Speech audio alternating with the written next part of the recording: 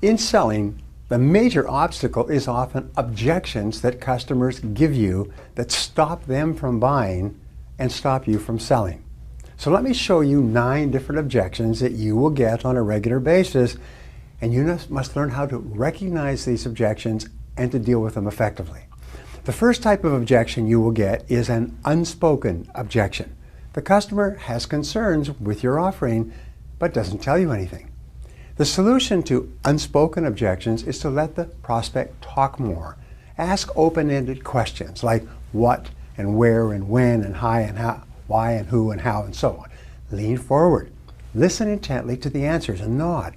The more a prospect has an opportunity to answer your questions, the more likely it is that he or she will tell you exactly what might be holding them back from buying. Ask good questions and listen carefully to the answers. The second form of objections you will get is excuses. Now, these are usually instinctive reactions to any sales approach. They're not personal. Excuses are not really serious either.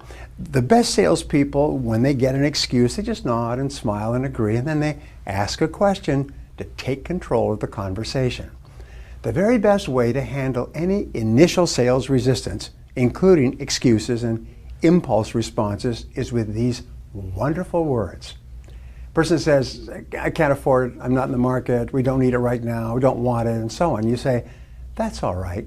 Most people in your situation felt the same way when I first called on them, but now they have become our best customers and they recommend us to their friends and family. This immediately stops people and causes them to say, oh really? Well, what is it that you have then? And their objections just fall away like scaffolding falling down outside a building.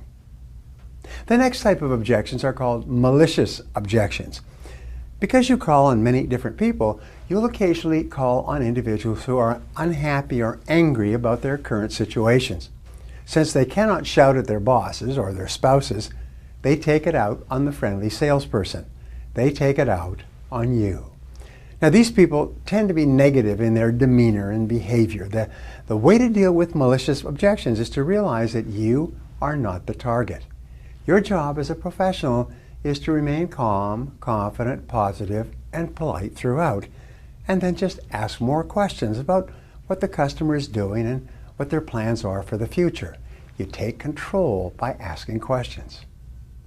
The fourth most common type of objection is a request for information. This is the best type of objection for you to hear because you know how to answer this as well or better than any other part of your presentation. Whenever a prospect asks for information about the results or benefits of your product or service, you're moving into an excellent field position to make a sale. Another type of objection is the show-off objection. Sometimes prospects try to show you how much they already know about your products and services. They make sophisticated observations or they ask you complex questions about your product or service or industry. When this happens, respond by taking the low road. Show how impressed you are by how much the prospect already knows. Boy, you know a lot about this. I didn't realize that. Wow. In other words, flattery is a wonderful way to build a good quality relationship. Remember, when you make a prospect feel important by listening to him or her with rapt attention, the prospect is much more likely to warm up and buy from you in the end. The sixth most common type of objection is a subjective or personal objections. Now, these objections are aimed at you as a person. Whenever a prospect becomes critical of you, it could be a sign that you are talking too much about yourself. If this happens, it's important to make the customer the center of attention, and the subjective objections will stop. How do you do that? You start asking questions about the customer and listening closely to the answers. You may also hear the objective or factual objection. Now, these are directed at your product or service offering and the claims that you make in terms of what it will do for the customer. If you can answer an objective question like, how does this work? And how can I be sure it will do this? And what kind of proof do you have? If you can answer this type of objection, you can often close the sale. People often ask objective objections or factual objections when they're just about ready to buy and they just need a little more reassurance. The eighth most common form of objection is what we have called general sales resistance. This always occurs at the beginning of a presentation. Until you neutralize this general sales resistance, the customer will be listening to you with a closed mind.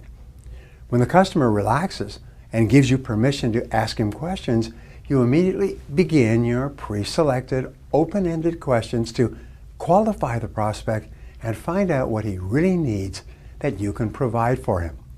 For example, I have found if you just say, "May I ask you a question?"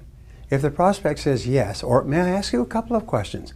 When the prospect says yes, the prospect has also said, "I will answer the questions if you ask them." This is a wonderful way to break the ice and lower resistance. The ninth most common objection is called the last-ditch objection. Now, you've made your presentation and the prospect clearly sees how she would be better off with your product or service. She knows and understands what you're selling and how much you're asking. She's on the verge of making a buying decision, but she still hesitates.